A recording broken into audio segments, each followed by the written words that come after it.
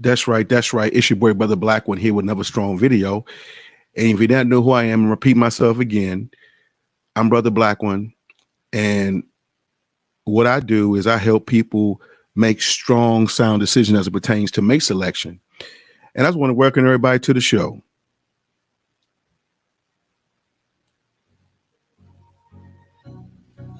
It's time for another episode of Brother Black One Speaks. That's right, it's all about love, relationships, and family.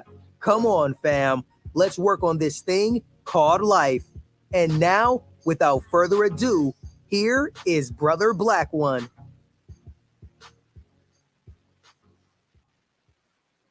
All right, right. Welcome. Thank you. Thank you. Thank you for coming to the show. Thank you so much. Thank you. Thank you. And as I said at the top of the show, this show is dedicated to Kevin, the Godfather Samuels. And Kevin, man, when I first found out about him, man, I was like, who is this? Who is this cat, man? This dude is controversial. First, the dude was sharp as a tack. I mean, you know, me being a small time YouTuber, I just was in awe. I know a lot of people were looking at Kevin and, you know, what he said, the content, but me as a YouTuber, man, I was studying that dude's videos, man. I mean, say what you want to say about Kevin, but the dude's production was short of stellar. And one thing I liked about Kevin was always trying to improve the show. And as I watched over the videos and watched how as time progressed into the time of his untimely death, I saw how he was always improving the production. And I was just saying, oh, I was like, man, this dude was on point. But that's the things that I looked at, you know, as a fellow YouTuber. For someone to get to the level that he was at and how he did it, man, he did it with such class. But you know what? Before I do that, in honor of Kevin, I'm gonna play one of his two of his songs that he would play, and even the songs that Kevin, even the songs that Kevin would play, man, they just spoke volumes. You know how lighthearted he was and how energetic he was. And I know y'all remember this.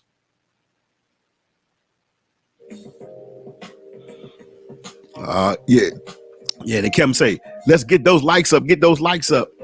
And if he get them likes up, he would go to the music. And you know that mean, you know what I'm saying?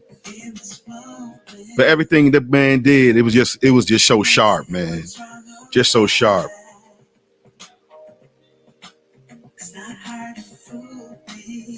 Oh yeah. But anyway, like I was saying, now to get to the nut and bolts of the matter, yes, Kevin kind of set the internet on its ear as it pertained to relationships, because you can't ignore the obvious. The brother was brash, harsh at times, most of the times critical and things of that. But in my recollection, I just believe that Kevin was mostly a misunderstood brother. I mean, he meant well. Some people he got through to, some people he didn't. You know, like, and I'm gonna say this for the record, I didn't agree with everything that Kevin Samuel said. And for the most part, it was kind of how he said things, and the things that he would say. And I think a lot of times he got a bad rap because what people would do, they would take the sound bites of all, quote unquote, the negative things that he would say, and they would string them together, because a lot of people who would call into the show, they would critique Kevin or say, you know, you're this, you said that, you said this, how could you dare, you know, down black women and things of that nature. And Kevin will always ask him, Kevin will say, did you watch a full show? And they'd be like, well, nah, whatever. So he would basically say the same thing I just said. He would say, so you going off of sound bites. You haven't sit down and watched the full show.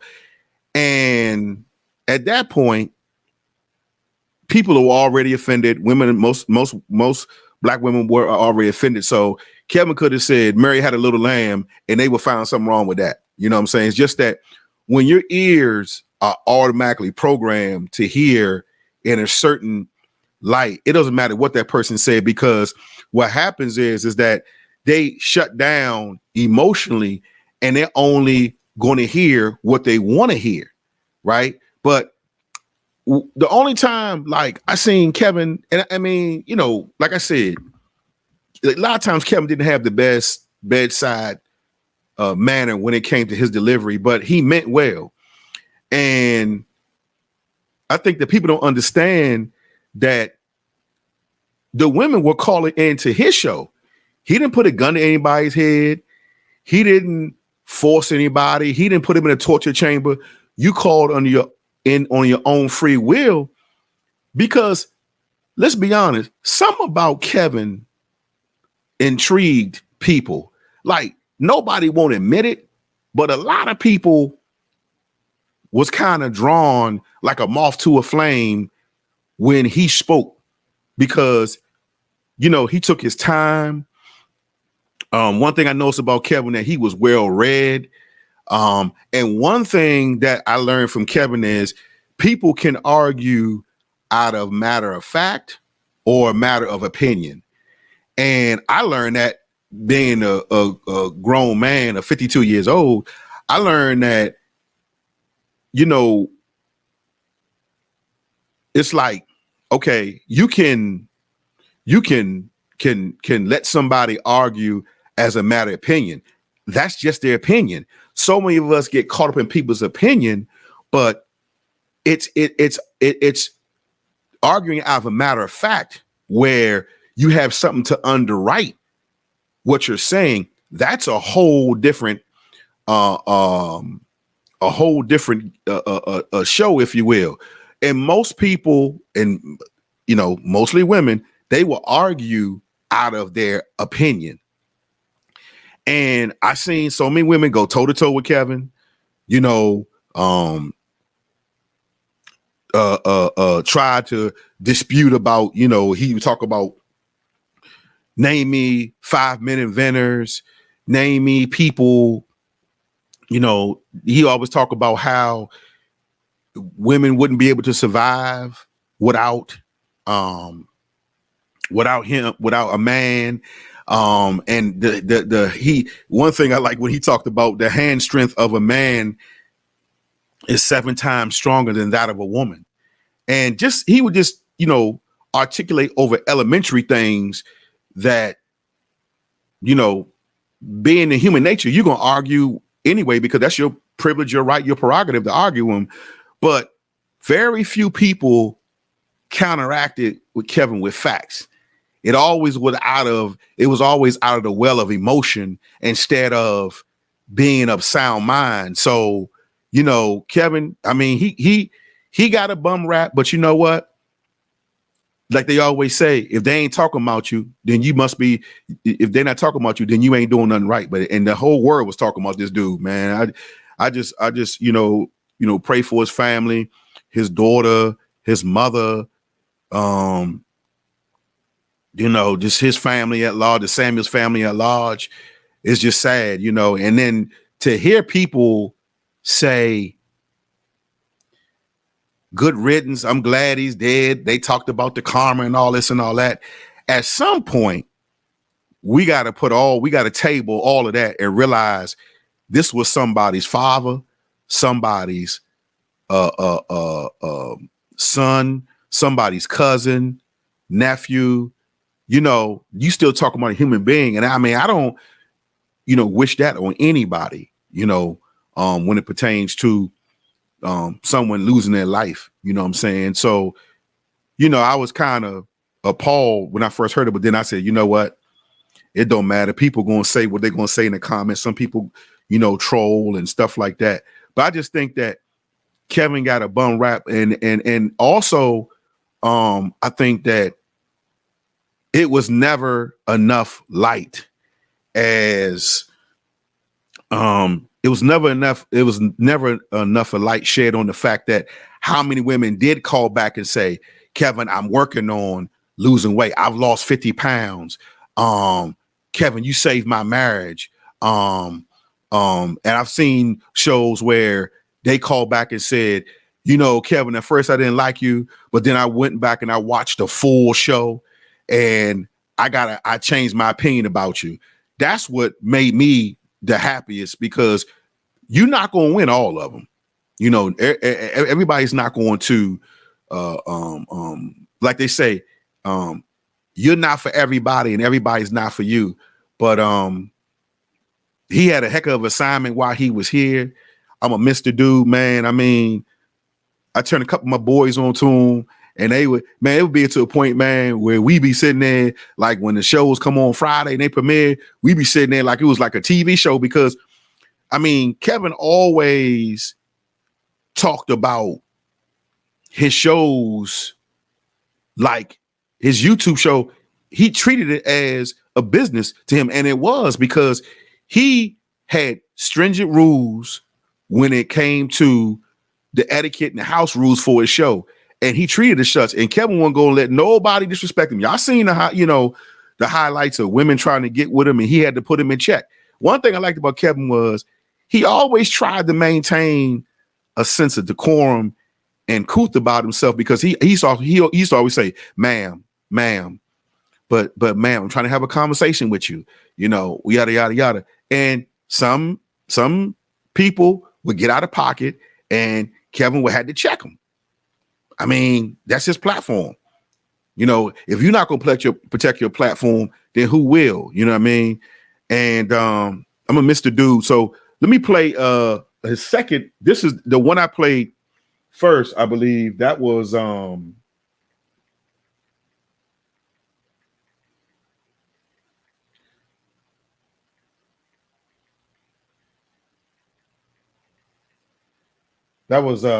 Good Lies. But this is the first song that I got what Kevin did. You know, it was the infamous Money World. That joint, I mean, Kevin was just so fitting because of how he just, everything he seemed to do when he was on, it just seemed to fall right in place. So this is the one I like from Luni, Money World. This is Kevin's one of Kevin's favorites, and he was good at that, man. He was good at that. Y'all gotta excuse me. I should have had queued this up, but y'all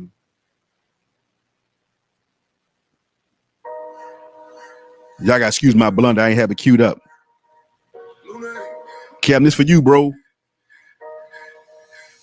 Money World. Remember Kevin used to take his glasses off? I mean, these Dollar General readers. So Kevin used to trip me out. He had about 20 pair of glasses. He get that bad boys.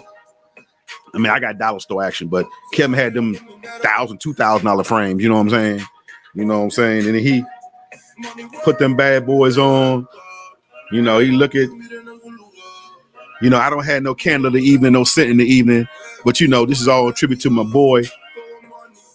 And man, that dude gonna be sorely missed, man. Sorely missed. You know, he gave a lot of us content creators, the smaller guys. He gave us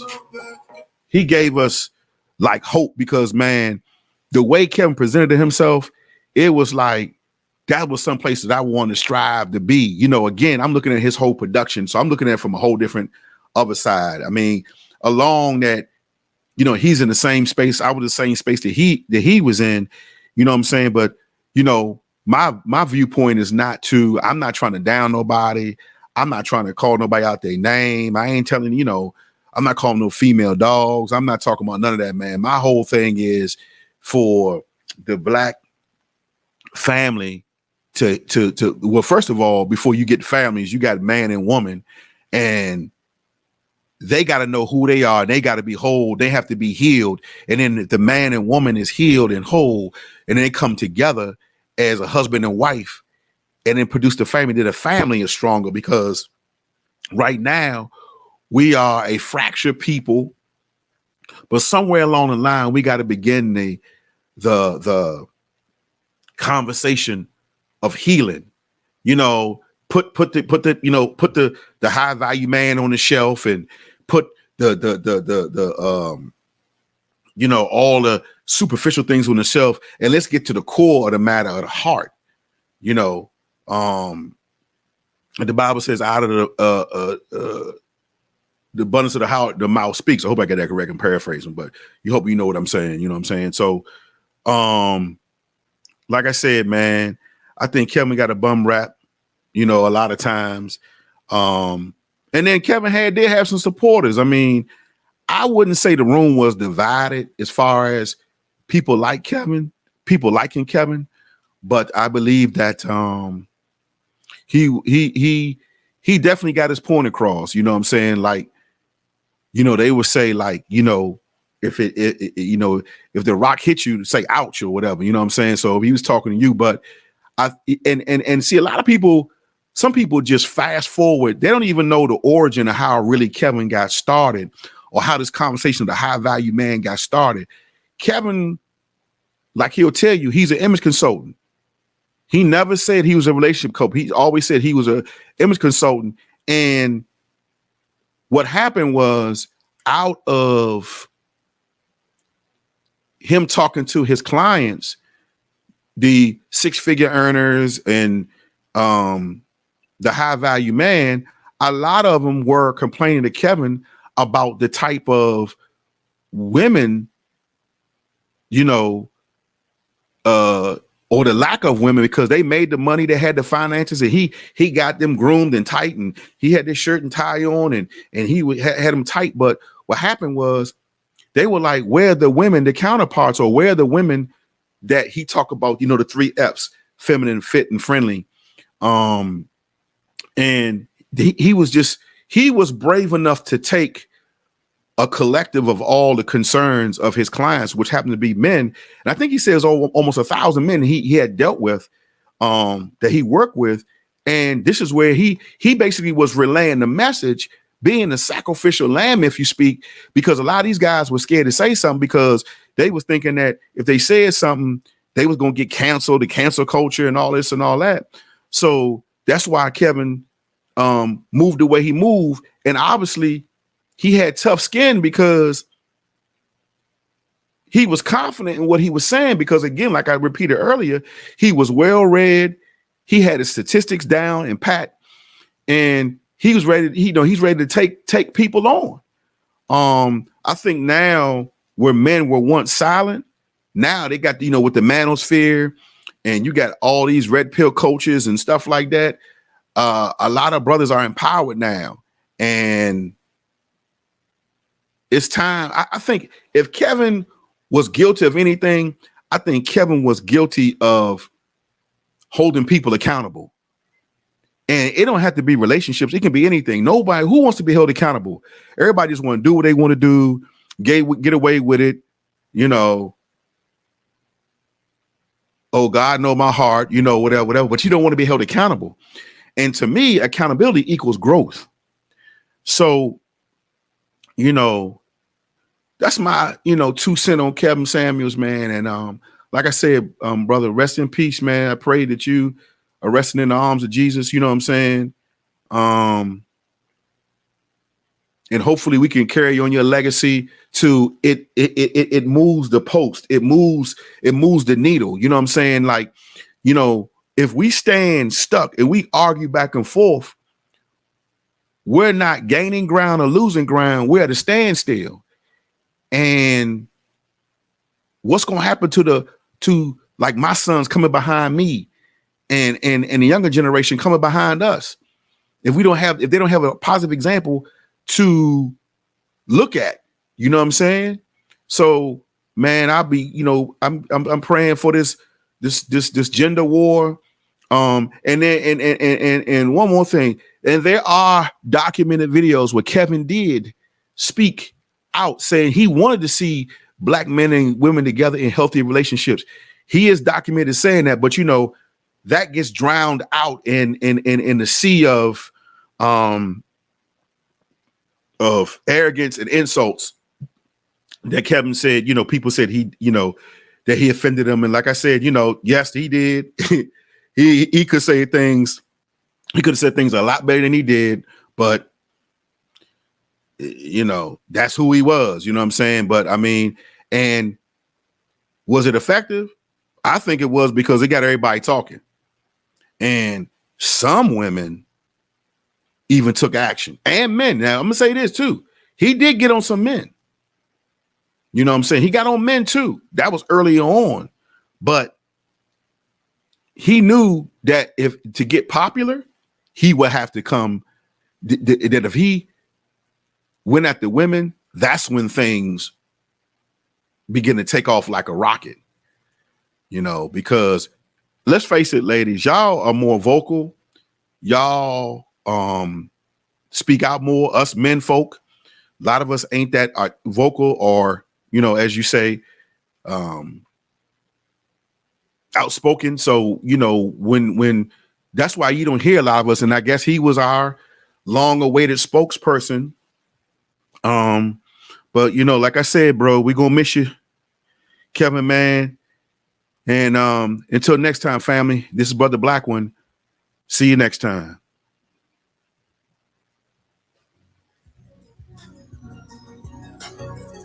Thanks again for tuning in with another broadcast of Brother Black One.